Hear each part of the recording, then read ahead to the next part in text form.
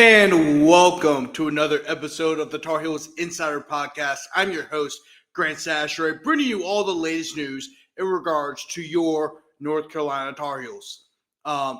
This weekend's going to be a huge weekend for UNC as they will take on Syracuse at the Carrier Dome on Friday night, more specifically Halloween, at 7:30 p.m. Eastern Time.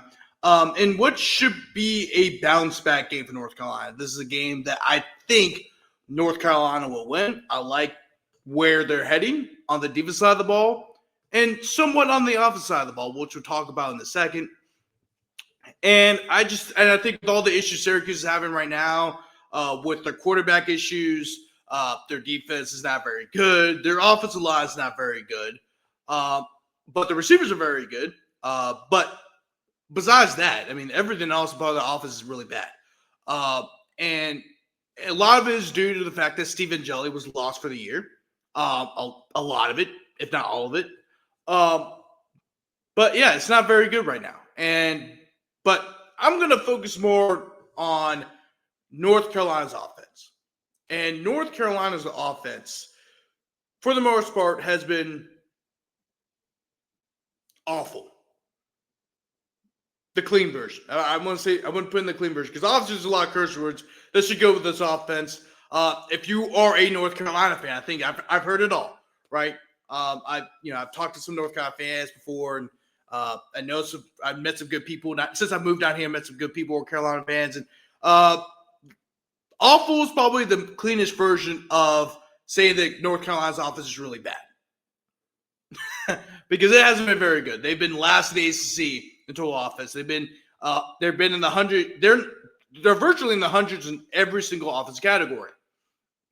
However, the last 2 weeks have shown progress. I guess Cal, even though they had 287 yards of offense, it seemed like the offensive line was blocking a little bit better. There was more of a push in the offensive line. The running backs, looked like they were a little bit more comfortable breaking through the line. Gio Lopez looked a little bit more comfortable. Threw for 163 yards that game, and it's not a whole lot, but it's the most he's thrown all year. And so, he looked comfortable. He did. I mean, of course, he still had his issues, but he still looked good. Then fast forward to last week, right, against Virginia. They gained over 370 yards of total offense. It's the highest they've achieved all year. And also the highest achieved all year, and also the highest they achieved against a Power 4 opponent. Gio Lopez threw for 208 yards, and yes, he threw for a touchdown, but yes, he also threw 2 interceptions, one of which, really both of which you could make a case that weren't his fault, per se, and really probably would have had another touchdown had Kobe Pacer not fumbled the ball right before they got on the pylon. Or, not right before, he fumbled it. Because here's the thing, if he held on the ball, that's a touchdown. But ball hit the pylon, touchdown. But instead, he fumbled it before the ball crossed the line, and it was ruled a touchback. I know some people don't really like the rule. I'm kind of indifferent to it. My whole thing is don't fumble the ball. That's been my thing. As somebody who's watched the game, who's played the game, who also literally grew up with the game. My dad's a longtime college football coach, so I'm really indifferent about that. However, the offense looked better. They ran for nearly 150 yards of rushing, right? They looked better. And Virginia's run defense is not too shabby either. So it was a good showing for UNC's offense. And really, if they don't turn the ball over, they win that game. They win that game, y'all. They had every opportunity to win that game. And Bill Belichick even said himself in the press conference. He said they have to cut down the turnovers. If they literally had no turnovers in that game, they win. They win. And so you're going up against a Syracuse defense that is terrible. Terrible. They're in the 120s in total defense, and they're in the 120s in passing defense. This is a bad defense, y'all. This is an opportunity for North Carolina to finally break the 400-yard mark. They haven't done so all year. And for an offense that is continuing to improve, this is the confidence game. This is the game where if you pick up a win here and play well, this could be a huge confidence boost for this team moving forward. They're on a 4-game losing streak, right? And the last 2 games, they're inches away from winning both games, literally inches. And if you have if Gio Lopez is a big show and throwing the ball, if they have a strong day running the ball, running for over 150 yards, the wide receivers are continuing their strides. The offensive line is continuing its strides. And of course, I think the defense will be fine too, because Syracuse offense, although the numbers show that they are one of the top passing offenses in the country, if you look at their numbers, the last 2, since the Clemson game, which is the game that Stephen Jelly got hurt in their the win over 35-24 win over Clemson, they averaged 334 yards passing and 38.2 points per game in their first 4 games of the season since Stephen Jelly got hurt and Ricky Collins has been in the quarterback.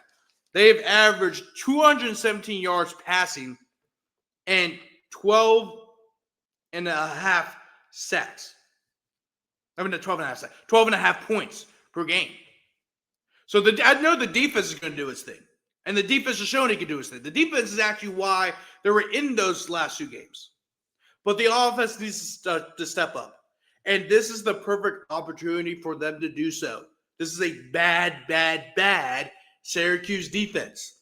And yes, the loud house will be loud. I mean, the Carrier Dome or JMS Wireless Dome, whatever you want to call it, it will be loud.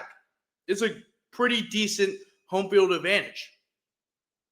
This offense should be clicking. There's no reason for them not to be. They've showed improvement over the last 2 weeks. Gio Lopez is healthier. He's even acknowledged himself. That's why he's taking some of these chances he's been taking. This is the perfect, or maybe not perfect, but the best opportunity to continue to show improvement, especially on the offensive side of the ball. Everything is playing in your hand. Just don't mess it up. Don't fumble the bag. That's it. Don't shoot yourself in the foot. That's it. And really, that was the main message in the press conference yesterday.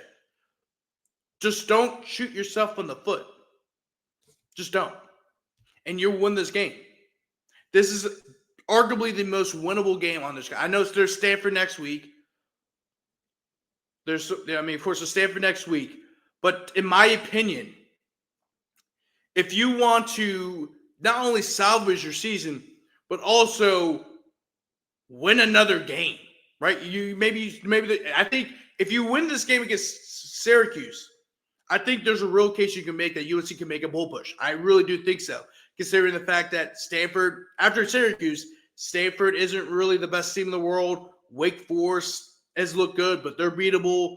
Duke is beatable. They often, like North Carolina, shoot themselves in the foot a lot. And NC State, and yes, they are a powerhouse offensively, their defense is not very good either. Matter of fact, I mentioned this in the last podcast, or 2 podcasts ago, that 4 of the last 5 teams you will play this season are in the hundreds of total defense. Syracuse is in the hundreds. Stanford's in the hundreds. Duke is one of the worst passing defense, has one of the worst defenses against the pass. And then NC State, as mentioned, really bad at defense. Wake Forest is the only one that's actually pretty good at defense. And that's because they have, like North Carolina, they have a defensive head coach in Jake Dickert.